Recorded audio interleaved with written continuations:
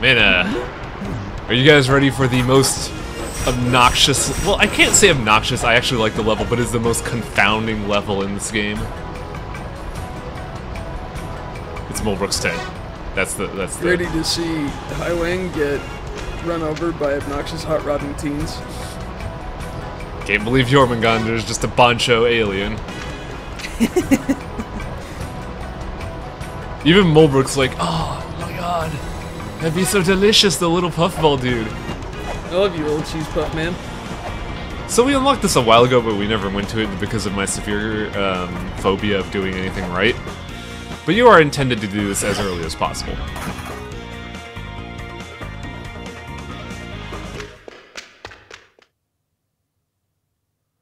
Welcome to the Gate of the Dead. It's fucking surreal. What the hell kind of hellish cyberpunk discotech is this? Oh, it only gets better, because not only is the psychedelic nature of this mask a bunch of enemies, like a bunch of enemies actively hide in the background effects, but it gets worse. This is so hard to look at. It's gonna get even harder, because this level is designed to be done upside down and right side up. Huh? This is the... Oh, what is it? It's the last level in Majora's Mask. But you are you are expected to do things, solve a puzzle when the area is upside down, and then go back when the area is right side up and claim your prize. And that is going to fuck with me super hard. Dude, I love those tiny little swordsmen though. This is another reference. Let me find it on my tab here. Give me a hot minute. Where is it? Starting with A, yeah. Atium is she is a reference to a shopkeeper in the video game Xanadu for the MSX. Same pose and everything. Well. So, within that little power altar there is the best weapon in the game. Some people will say otherwise, but man, that weapon fucking rules, and you can get it so early in the game if you know what you're doing.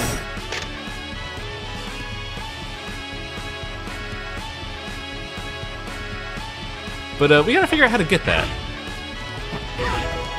Now, unfortunately, I have found myself in a dead end. Can't leave here. Hope it was worth it. I mean, we got bestiary information. Sure. And with the power of editing, we didn't waste any time at all.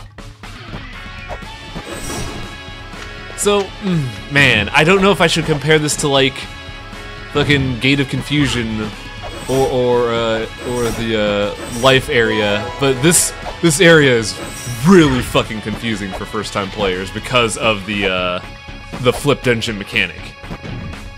I will say though, from like looking at this from a design perspective, this is fucking genius. Cause like, it's very impressive. Yeah.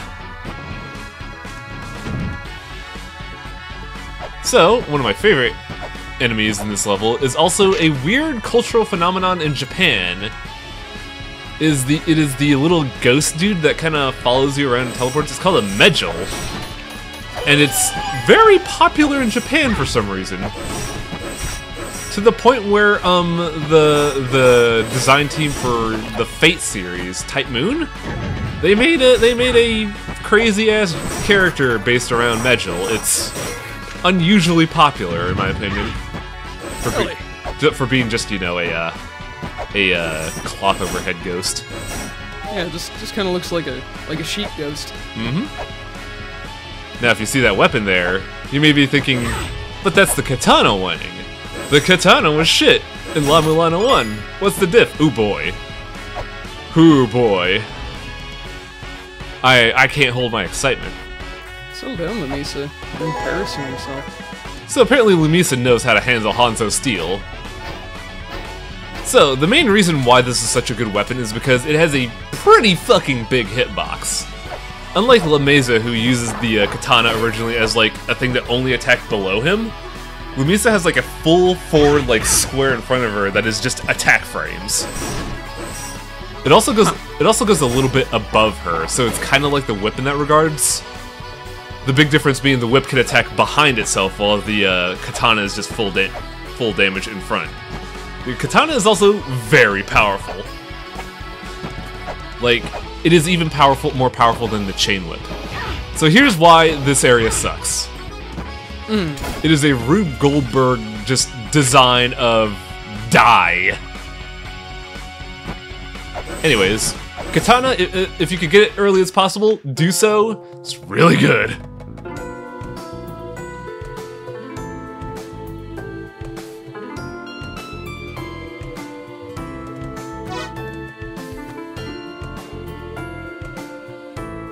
Clue! There's a clue there. Get the key fairy, figure it out. Now here's the best thing about this. Right now we have the chain whip, which is a really good whip, but it can't kill Medjol in one hit. It's only 2. Katana could kill it in 1 hit. Oh. And you can power up the katana. With the same apps as the Yep. as the rapier. Yeah, there are 2 weapon power-up apps. There's a combo that powers up just the whip, and there's a combo that powers up every other weapon. You can get the katana one super early, and it just makes the katana a really good workhorse. Now we got a couple set of clues here that are relevant for this area in particular.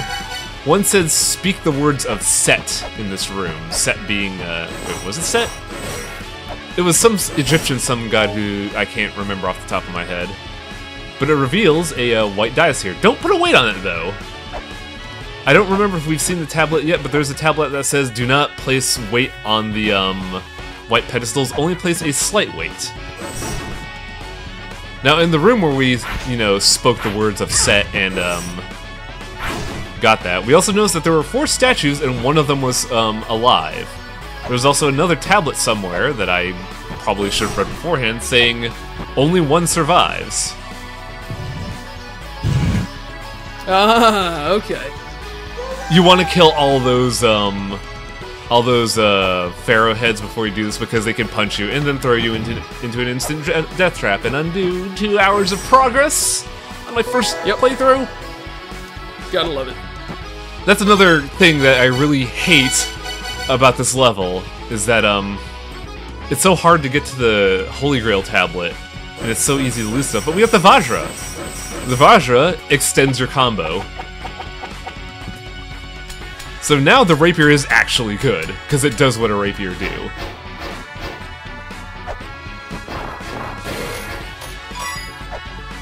Some will say that, the rapier is better than the katana because of good consistent damage. I agree with them. Both the rapier and the katana, once you get the Vajra, are good for very specific circumstances. Because unlike the katana, the rapier does not hit up or down. So you could avoid hitting very specific things that will be like, hey, don't touch this, get shocked, bitch. Ah, right.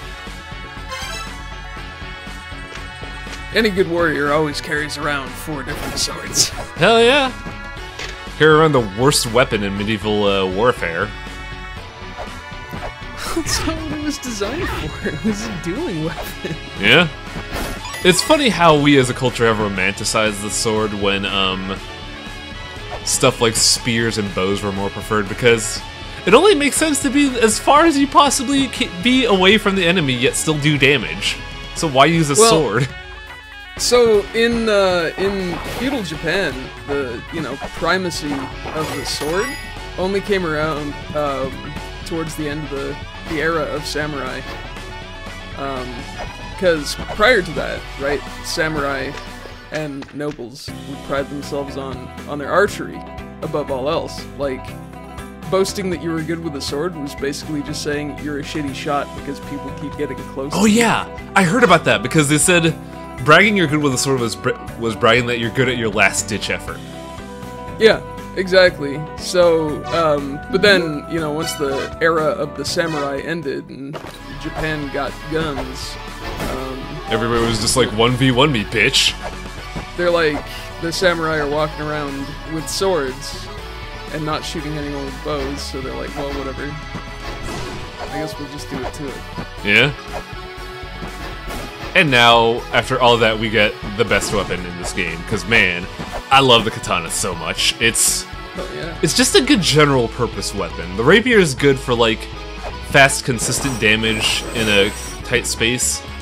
But, like, I don't have to think when using the rapier. It hits up, hits down, hits hard, does whatever you need, serves julienne fries. It's fucking perfect. We won't get a better weapon until we get the flail. Huh. Sorry, Nick, but... How are you? Okay. Are you upside down, or am I? Funny you say that, because that's exactly what he says when you flip the area and talk to him. Ah, see, I'm as philosophical as a talking bird. That's it, Skippy Granola, smart as a bird. Put that on your desk at work. I will. So here's a character that you could actually miss talking to. He provides a pretty good clue and some lore context. But if you're like me and compulsively do things wrong, you will miss him. So, I made the concentrated effort to make sure I remember talking to him.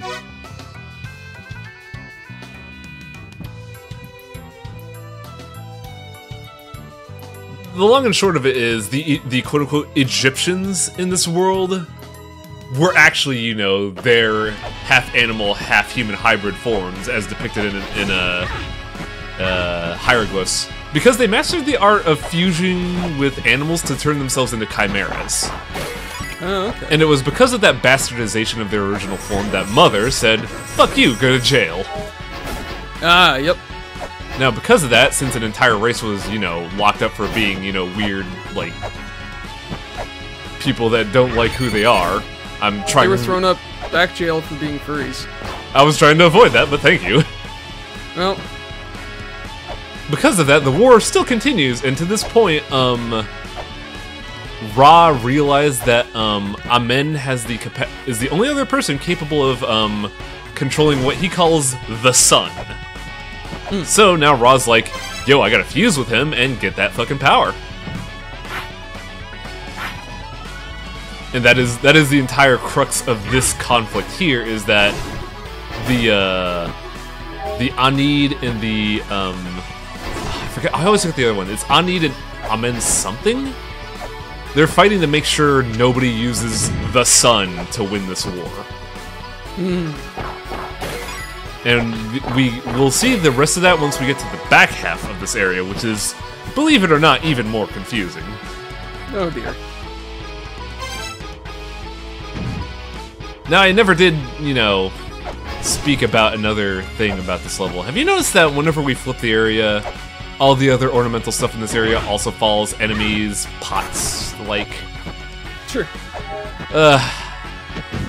That's gonna be the thing that kills a lot of new players in this game, because falling pots are still dangerous. They're crusher traps. Nifty. Yep.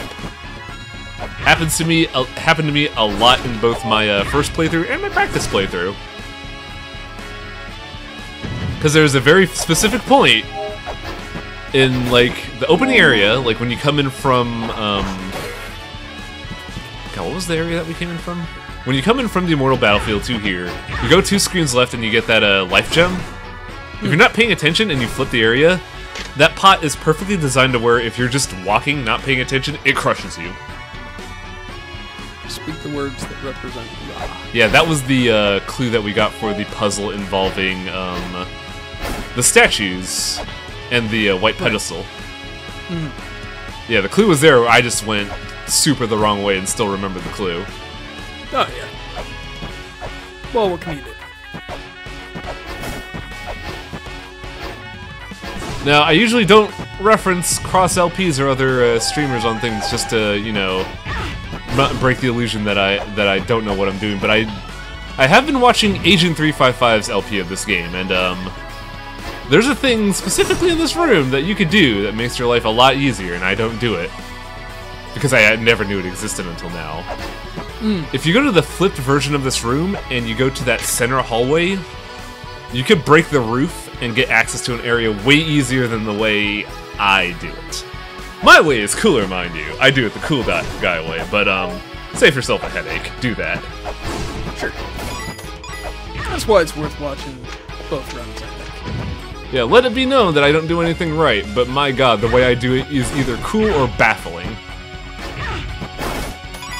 It's an extremely entertaining mess if you're familiar with it. Speaking of, if I can fucking reach it, there we go. Now, if you know what you're doing, you can reach that door there, and that weird little eye motif there, without needing the double jump. You just need to like, properly flip the runes. It's just a bit trickier than normal.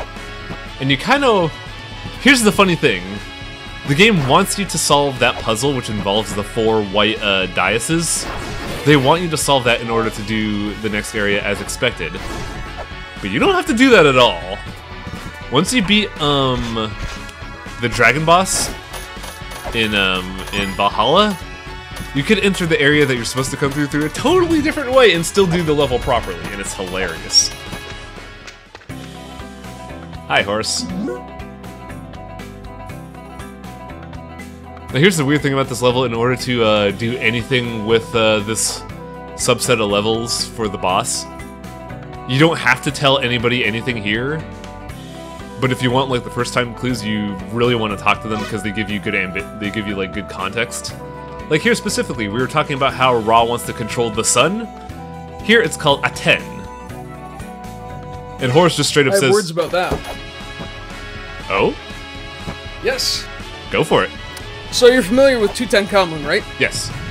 Yeah, okay, so his father was Akhenaten. And he did away with the old gods of Egypt. He made them, during his reign, monotheistic. Really? Huh. They worshipped one god, the sun god, Aten. Ah. Yep.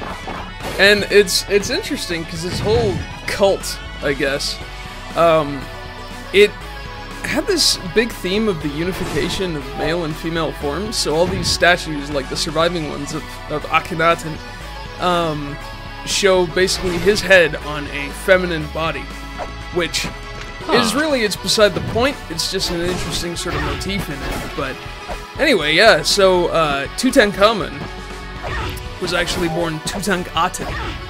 Right? Really? But once his father died and he took over as boy king of Egypt,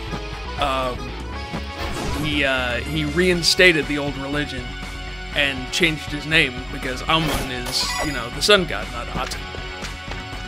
Huh. Yeah. And it's kind of the interesting thing because Ra is an old god and being fused to the...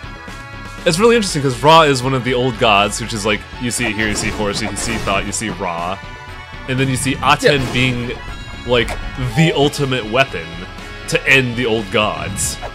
Exactly. And I mean, you know, Egyptian religion was like 3,000 years old, right? So a lot of shit happened. Like the title of sun god got passed around so much. So you had Ra, the sun god, and then Amun-Ra, where they mixed two gods together.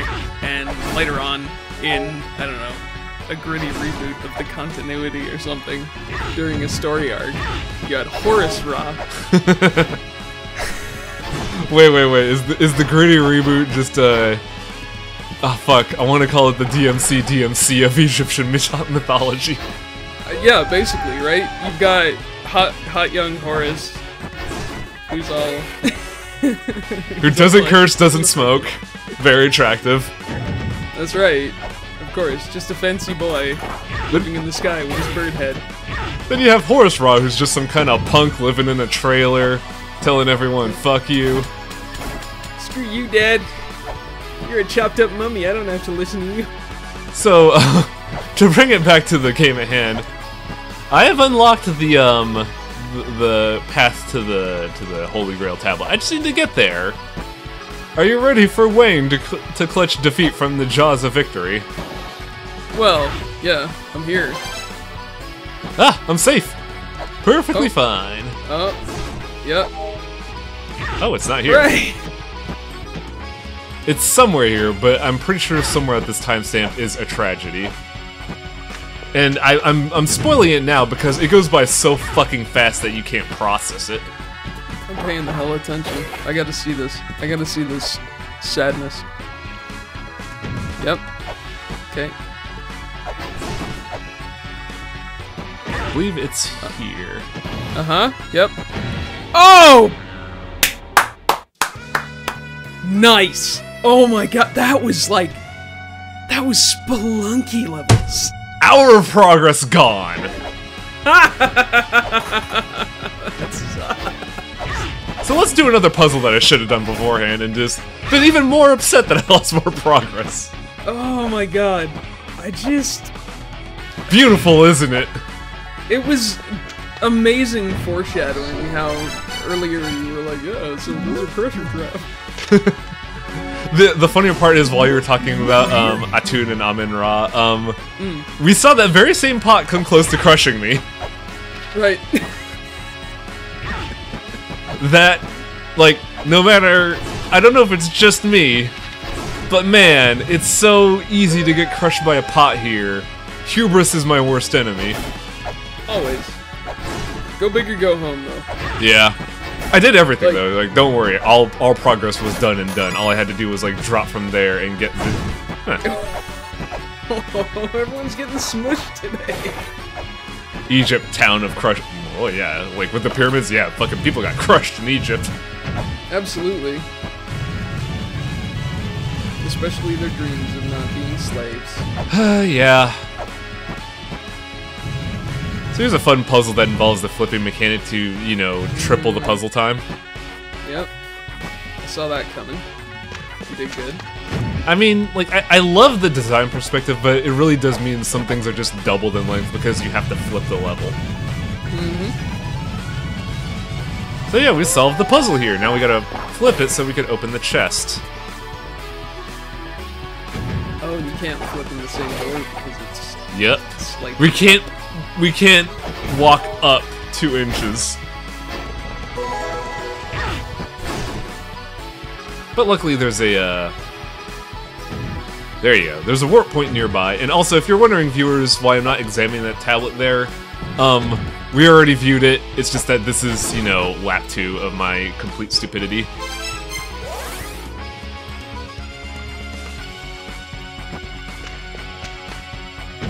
Now, I think that's really good design in general, just because if you're gonna do a flip mechanic for a level, you need to have a place where you know where a flip button is. What better place to do so than the Holy Grail tablet? Cool, now we have Yahoo Maps on our tablet. Yahoo Maps. Yeah, I'm kind of surprised you stuck with Yagoo Map Reader and Yagoo Map Street for this. I honestly thought they would go back to something like Yugle or something. I guess in Japan they still like Yahoo, which is surprising to me. I don't know anyone who uses Yahoo anymore. So you remember how I mentioned I cool guy a puzzle here? Yes.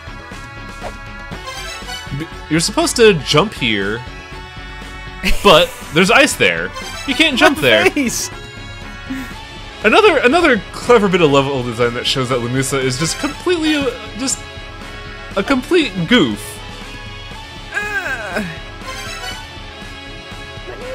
But you can jump that if you time it right. Alright. You're not supposed to do that because because it's just entirely pointless due to the shortcut I mentioned. But you can still do it. Not bad. Yeah, they de-incentivize you by doing that by putting the ice trap there and the crusher traps. Yeah. But you can still do it, and I did this wrong. Yeah, the Aman-Ra and the Anid. Oh yeah, Aman-Ra. So what I'm supposed to do is flip this area, go back, do the pressure plate first, then do the cool guy run to get my prize. Okay. So let's go and do that. Hopefully without getting smushed. Cause I'm not owned. No sir, I say, turning into a fucking pancake from crusher traps. No, turning into one of those corn cup men. Yeah! Just gonna I love you, corn cup men! I'm just gonna popcorn all over the place, protect my gold that is inside my core. What a weird fucking mythology! Like, these little corns run around popcorning all over the place because their bodies are filled with gold and they don't want people to take it. What? Mythology's so weird, I love it. But who among us, really? Oh yeah, I forgot to mention, you've probably been wondering what the hell these little midgets are this whole time. Yeah, what are the little sweet men? If you're a D&D nerd, you probably love this shit a lot. They're redcaps. Ah! Little bastards that are murdering killjoys. And they will knock you into fucking oblivion and back in this level. Kill them dead. Always. So what did we get for all of my efforts of, you know, doing the puzzle wrong and doing a cool guy thing? I mean, plot progress, I guess, but it's not, Sure. It's not really cool. That's fun. In fact, we're gonna be insulted. This sucks.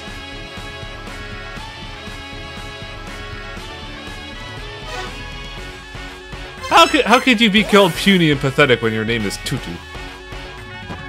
You know what? We may be puny and pathetic, but at least we're not the Crystal Dead guy. So Yeah, yeah. if they're so great, Why are they dead? Now, I believe we're at the point where I'm going to be solving the big puzzle of this area. You okay? Anyway, we're at the point where we're going to start solving the big ol' puzzle of the Gate of the Dead. And that is, what the fuck are those white pedestals?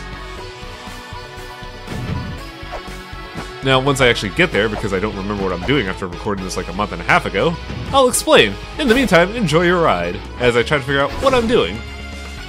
Ah, there we go, that's right. So, oh. Yeah, we need to do one more thing. We have to fight a sub-boss, because we have only gotten 3 of the 4 pedestals necessary. Sorry, there's a lot to manage with this game, and when you don't remember everything, it's hard to remember what it's like in recording. that's quite alright. So here's a deceptively easy boss. It's the unicorn. If you get hit by its horn, it really fucking hurts, but Slider here is your best friend. That's so cheap. Hey man, I'm a fucking heel. You know what? Though, there's no reason to be honest with the unicorn. Let's be real here. I'm the kind of guy that uses Ballbuster and God Hand. Okay, Ballbuster's great though. Yeah, yeah. Like, I've been streaming that and I keep forgetting to, like, kill a demon with Ballbuster for, like, that really cool, kill. Oh yeah. But by beating Unicorn, we get, the 4th thing unlocked. Now we just gotta figure out what we're supposed to do with them. As I get fucking slobber-knockered by a red cap. You gotta be like Boktai and shout Taiyo. Boktai the Sun is in your hand? Yeah, man. I've Remember never... that game? I've heard of it, I've never played it. I only know about it because of Metal Gear Solid 4, when Snake gets the sun gun, he's just like, sunlight! Yep, that's right. That's right. It had a photocell on it. Yeah, and you had to, like, absorb the radiation from the sun in order to power that game. Could you play that with, like, a lamp? Gosh, I don't remember. I don't think It's a you... photocell, so probably. Huh. Oh yeah, huh, you could totally do that, can't you? I don't know why I did this.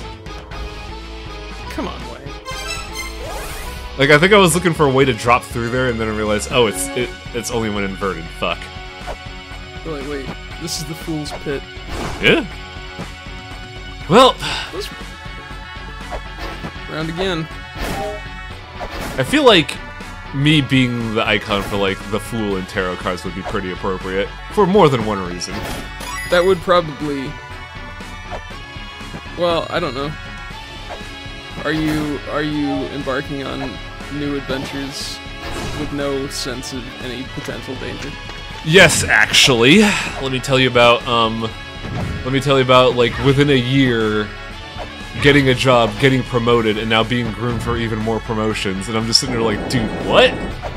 That does sound like a fool's errand. Mm-hmm. I suppose that would be your Persona Arcana. Very nice. Can't believe I'm the fucking protagonist of Persona 6. Sure. Enjoy having a whole bunch of friggin' monsters up your psyche. I'd be more worried about the fucking social life I have to curate. Yeah? Make sure you're using your time efficiently. I mean, don't waste a second. let's be real here. Every Friday I get a fucking huge-ass beef bowl from a Mediterranean joint. They give you so much fucking beef and you never finish it. It's so goddamn appropriate. Someday you will, and your guts will increase. Yes. But enough about that. Hmm. I think I know what I have to do here because I did not... Because of the fucking time shenanigans that we have to go through, I didn't get the journal entry here, but also I think I never unlocked a door, and that's what I'm trying to do right now. Ah, I see. There's a pillar that I never unlocked on like my second lap through, and I have to do that.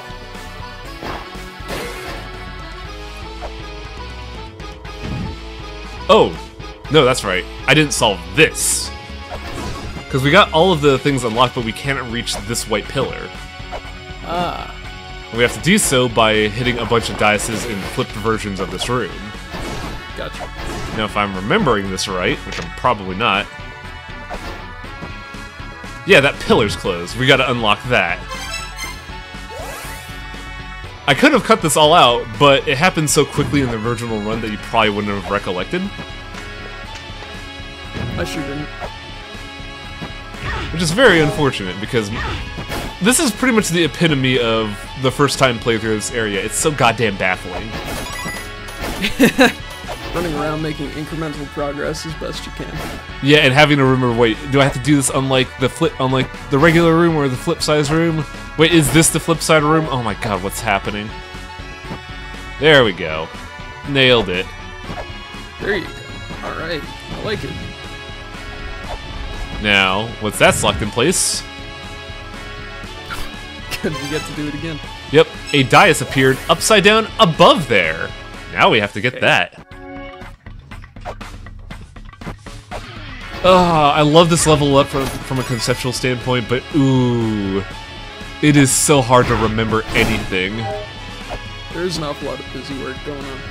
Yeah.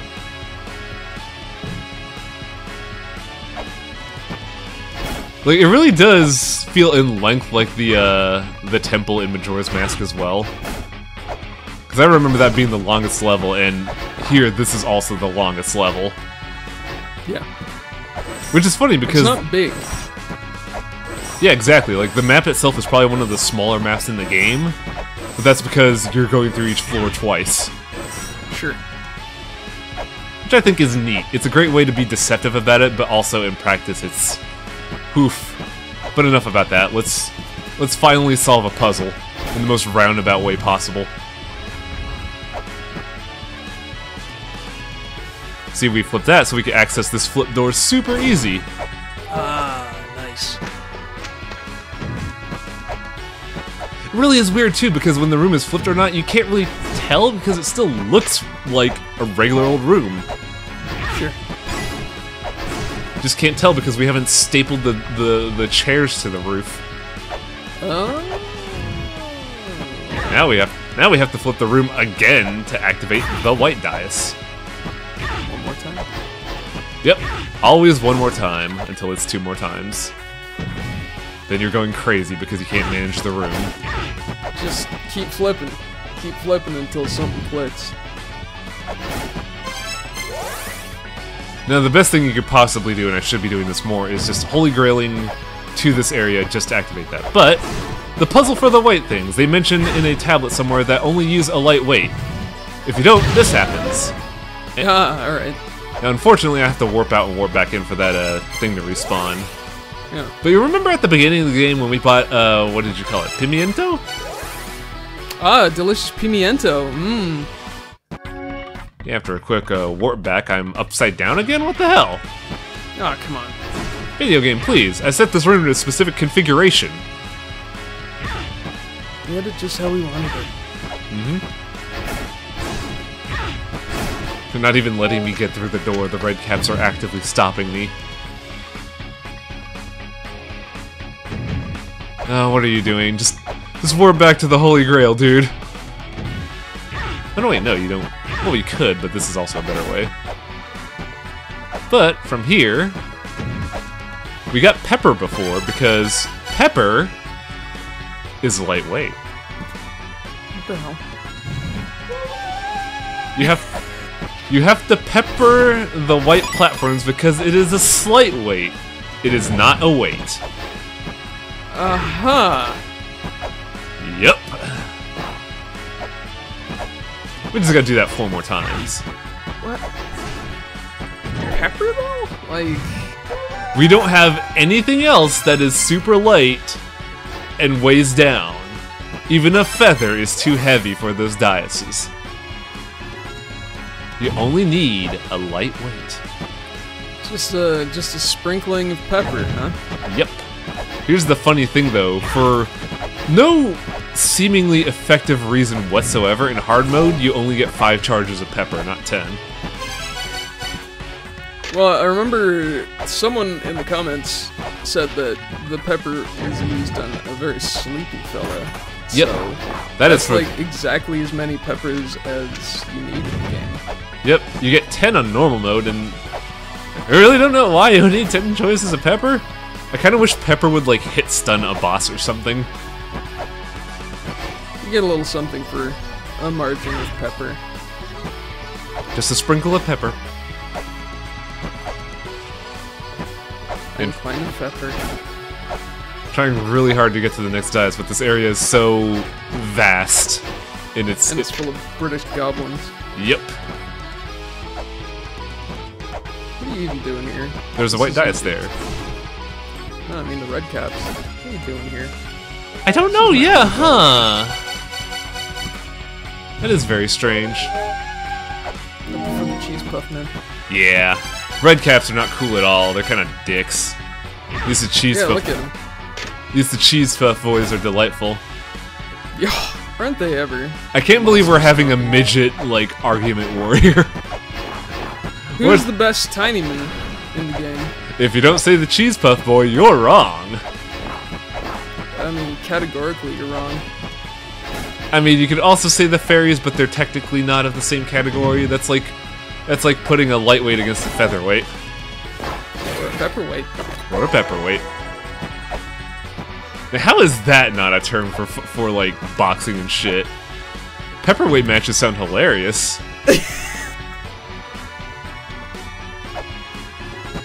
Pepperweight, like. Yeah. It's something to matter. I mean, I guess pepper's quite light, but honestly, like, conceptually here, if we're talking about the, It sounds fucking lame, I know. Like,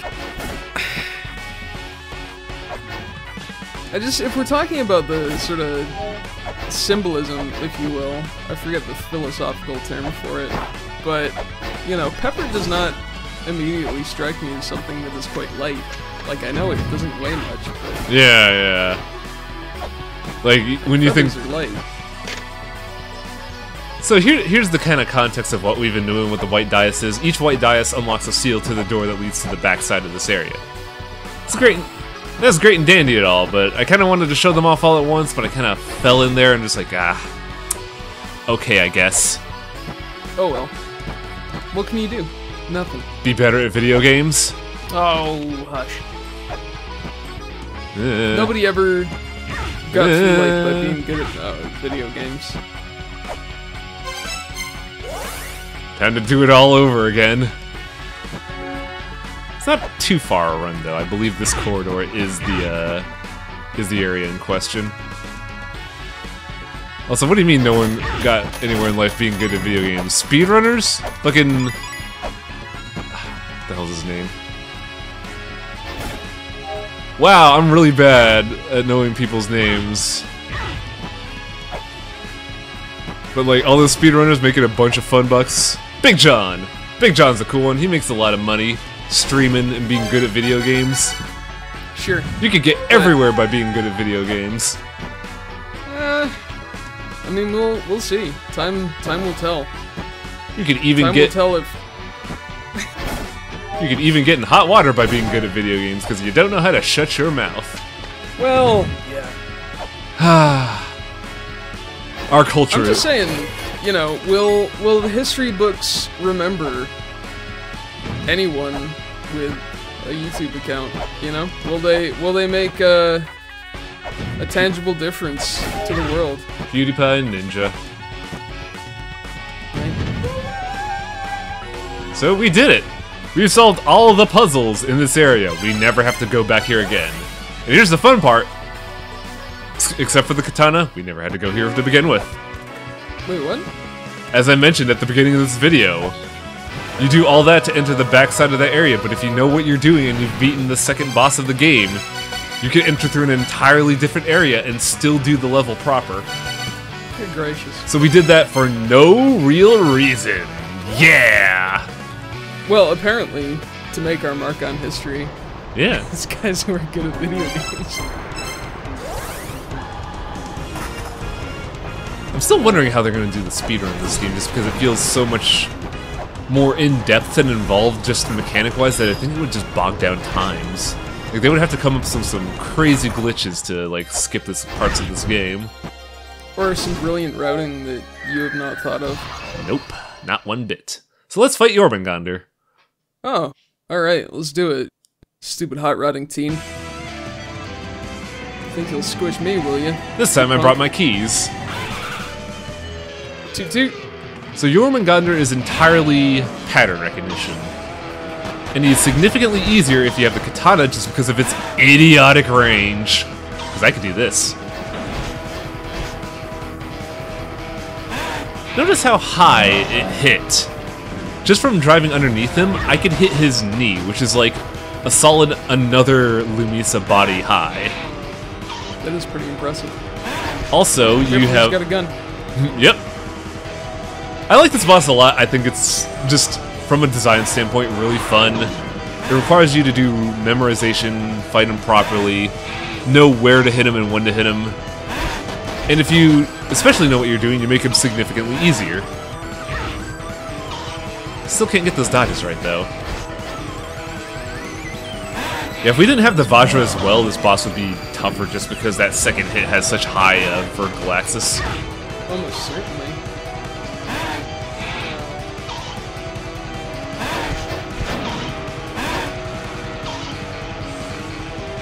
I also do like how on his Jormungandr motorcycle you can see the pochette key being revved.